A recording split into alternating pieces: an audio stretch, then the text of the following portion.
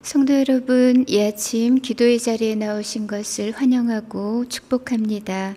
우리 함께 10월 샘물의 기도를 하나님께 올려드리겠습니다. 먼저 우리의 믿음을 고백합니다.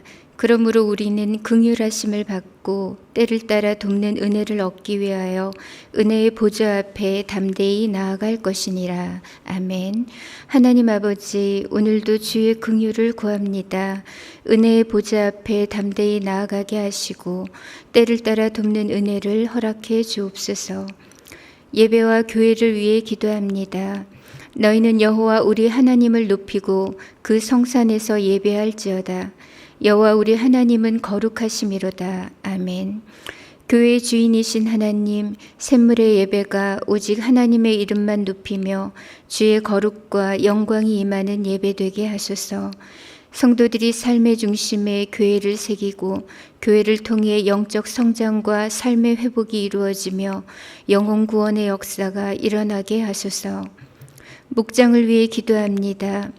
모이기를 패하는 어떤 사람들의 습관과 같이 하지 말고 오직 권하여 그날이 가까움을 볼수록 더욱 그리하자. 아멘. 하나님 아버지, 온라인을 통해 모일 수 있게 하시니 감사합니다. 모일 때마다 풍성한 은혜를 공급해 주시고 사랑과 선행을 격려하며 서로를 세밀하게 살피고 돌보아 사람을 남기는 목장이 되게 하소서. 다음 세대를 위해 기도합니다. 여호와를 경외하는 것이 지혜의 근본이요 거룩하신 자를 아는 것이 명철이니라. 아멘. 우리 샘물의 자녀들이 무엇보다 하나님을 경외하는 자녀들이 되게 하시고 세상을 이끌어갈 지혜와 명철을 주옵소서. 교회를 사랑하며 교회 공동체 중심에 견실한 신앙을 갖게 하시고 교회가 아름답게 세워지도록 우리 자녀들을 들어서 주옵소서. 나라와 선교를 위해 기도합니다. 나라는 여호와의 것이요 여호와는 모든 나라의 주제심이로다. 아멘. 하나님 아버지, 이 나라를 주의 손으로 붙들어 주시고 하나님의 공의와 정의가 강물같이 흐르게 하소서. 하나님의 나라가 여기 임하셔서 이 백성 주의 것 되게 하소서. 속히 코로나로부터 벗어나게 하시고 선교사님들의 건강과 사역을 지키시고 열매 맺게 하소서. 샘물 섬김 사역을 위해 기도합니다. 내 구제함을 은밀하게 하라. 은밀한 중에 보시는 너의 아버지께서 갚으시리라. 아멘. 고아와 과부를 돌보시는 하나님, 자립준비 청년과 장애인, 노숙인과 일용 근로자들을 기억하여 주시고 지극히 작은 자에게 한 것이 우리 주님께 한 일임을 기억하게 하옵소서. 섬김 사역을 통해 하나님 나라가 확장되는 은혜가 있게 하옵소서.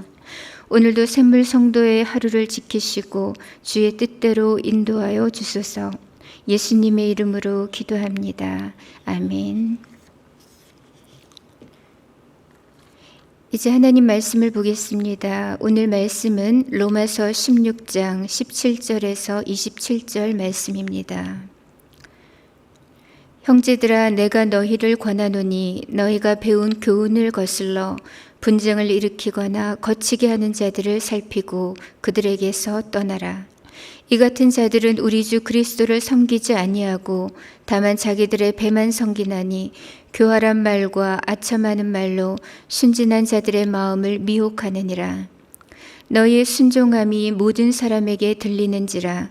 그러므로 내가 너희로 말미암아 기뻐하노니 너희가 선한데 지혜롭고 악한데 미련하기를 원하노라. 평강의 하나님께서 속히 사탄을 너희 발 아래에서 상하게 하시리라. 우리 주 예수의 은혜가 너희에게 있을지어다. 나의 동력자 디모데와 나의 친척 누기오와 야손과 소시바더가 너희에게 문안하느니라. 편지를 기록하는 나 더디오도 주 안에서 너희에게 문안하노라. 나와 온 교회를 돌보아 주는 가이오도 너희에게 문안하고 이 성의 재무관 에라스도와 형제 구아도도 너희에게 문안하느니라. 나의 복음과 예수 그리스도를 전파함은 영세전부터 감추었다가 이제는 나타내신 바 되었으며 영원하신 하나님의 명을 따라 선지자들의 글로 말미암아 모든 민족이 믿어 순종하게 하시려고 알게 하신 바 그 신비의 계시를 따라 된 것이니 이 복음으로 너희를 능히 경고하게 하실 지혜로우신 하나님께 예수 그리스도로 말미암아 영광이 세세 무궁하도록 있을지어다. 아멘. 오늘 말씀은 바울의 마지막 당부입니다. 보통 우리는 노파심에서 중요한 이야기는 마지막에 한 번 더 하는 경향이 있죠. 오늘 본문도 마찬가지입니다. 앞서 이미 언급했던 말씀이지만 잊지 말라는 강조의 의미에서 바울은 다시 몇 가지 당부를 하고 있습니다.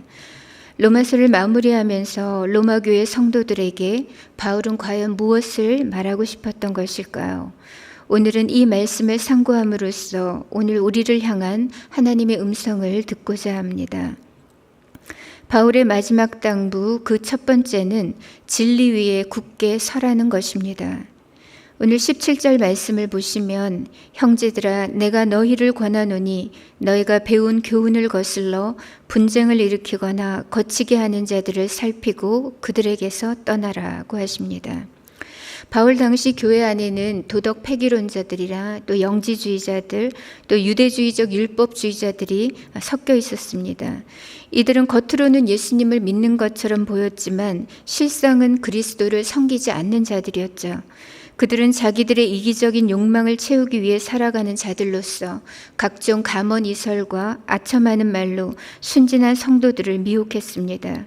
그리하여 결국 그들로 믿음에서 떨어지게 하고 교회 안에 분쟁과 분열을 야기했던 것이죠. 이러한 일은 바울 당시 그때뿐만 아니라 오늘날 교회 안에도 얼마든지 있을 수 있습니다. 복음의 진리를 거스르는 자들에 대해서 교회는 언제나 영적 촉각을 곤두세우고 주의하고 경계하며 그들에게서 피해야 합니다. 그 어떤 거짓 교훈이나 이단에 휘둘리지 말고 우리가 이미 전해받은 그 복음의 기초, 예수 그리스도를 믿는 그 진리 위에 굳게 서야 할 것입니다. 하나님께서 우리에게 이 복음을 전해주신 이유가 무엇일까요? 그것은 오늘 본문 26절에 말씀하시듯이 모든 민족이 믿어 순종하게 하시려고 주신 것이었습니다. 구원받은 건강한 성도는 예수님을 믿고 순종의 삶을 살아갑니다. 건강한 교회는 사이즈가 큰 교회가 아니라 이 복음의 진리 위에 굳게 서서 믿음으로 순종하는 교회입니다. 바울은 바로 이 예수 그리스도의 복음을 자신의 복음으로, 나의 복음으로 받은 사람이었습니다. 그 자신이 먼저 믿고 순종하는 삶을 살았다는 거죠. 그리고 나아가서 그 복음을 땅 끝까지 증거함으로 모든 열방이 믿고 그들도 구원받아 순종하도록 가르쳤습니다. 건강한 교회, 하나님을 영화롭게 하는 성도가 되려면 먼저 이 복음의 진리 위에 굳게 서야만 합니다. 복음을 믿고 순종하며 나아가 복음의 통로요, 복음의 전진 기지로서의 사명을 다해야 하는 것입니다. 로마 교회 성도들을 향한 바울의 두 번째 당부는 바로 지혜롭고 순결하라는 것입니다. 19절 말씀 보시면 너희의 순종함이 모든 사람에게 들리는지라 그러므로 내가 너희로 말미암아 기뻐하노니 너희가 선한데 지혜롭고 악한데 미련하기를 원하노라. 로마 교회는 소규모의 그 가정교회였지만 매우 수준 있는 교회였습니다.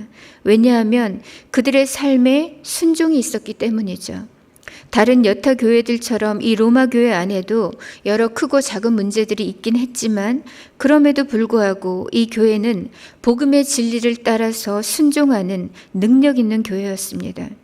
이 사실이 고린도에 머물고 있던 바울의 귀에도 들려졌고 그로 인하여 바울은 기뻐하며 감사하고 있습니다. 그러면서 다시 권면하기를 너희가 선한 데에는 지혜롭고 악한 데에는 미련했으면 좋겠다라고 말씀합니다. 여기서 악한 것에 대해 미련하라는 말은 깨끗하고 순결한 삶을 살라는 뜻입니다. 예수님도 마태복음 10장 16절에서 이렇게 말씀하셨죠. 보라, 내가 너희를 보냄이 양을 이리 가운데로 보낸과 같도다. 그러므로 너희는 뱀같이 지혜롭고 비둘기같이 순결하라. 이 땅의 영적 상황이 절대로 호락호락하지가 않습니다. 마치 영적 지뢰밭을 걷고 있는 것 같아요.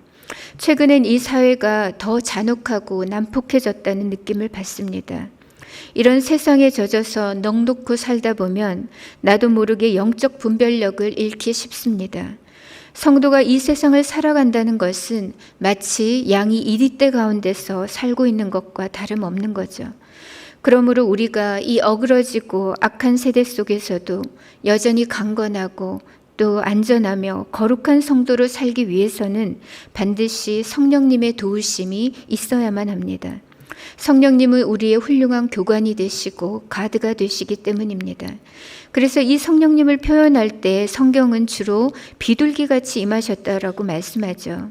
그래서 예수님께서 비둘기같이 순결하라고 하셨는데 이 말씀은 곧 성령님처럼 거룩하게 살고 성령님을 따라서 순결하게 살라는 의미입니다. 또한 성령님은 이렇게 성결의 영이실 뿐만 아니라 지혜의 영이시기도 합니다. 우리가 이 땅의 악한 마귀들과 싸워서 이기기 위해서는 사람의 지혜, 세상의 지혜로는 어림없습니다. 악한 것들의 괴계를 능히 간파하고 승리하기 위해서는 반드시 성령님의 지혜가 있어야만 합니다. 그래서 바울은 마지막 때를 살아가는 우리들에게 이 성령님을 따라서 지혜롭고 순결하게 살라고 도전하고 있는 것입니다. 지금까지 우리는 진리 위에 굳게 서라, 그리고 지혜롭고 순결하게 살라는 말씀을 묵상했습니다. 마지막으로 교회를 향한 바울의 당부는 동력자를 귀히 여기라는 것입니다. 사실 바울은 원래 어떤 성향의 사람이었느냐 하면 워크홀릭이면서 일 중심적인 사람이었습니다. 우리가 알다시피 바울과 바나바가 2차 전도 여행을 준비하면서 크게 싸웠었죠. 그 이유는 다름이 아니라 이 2차 전도 여행에 마가를 데리고 갈 것이냐 말 것이냐 그 이견 차이 때문이었습니다. 지난 1차 전도 여행 때 바울과 바나바가 마가와 함께 전도 여행을 했었는데 그때 마가가 너무 힘든 나머지 중도에서 포기하고 집으로 돌아가 버린 일이 있었거든요. 그런 전력이 있는 마가에 대해서 바나바는 이제 마가가 깨달은 바도 있고 앞으로 그러지 않을 것 같으니 우리 한 번 더 기회를 줍시다. 데리고 갑시다. 라고 했고 이에 반해 바울은 무슨 전도 사역이 애들 장난이냐. 지가 지난번처럼 또 그러면 어쩌냐 하면서 결국 극구 반대를 한 겁니다.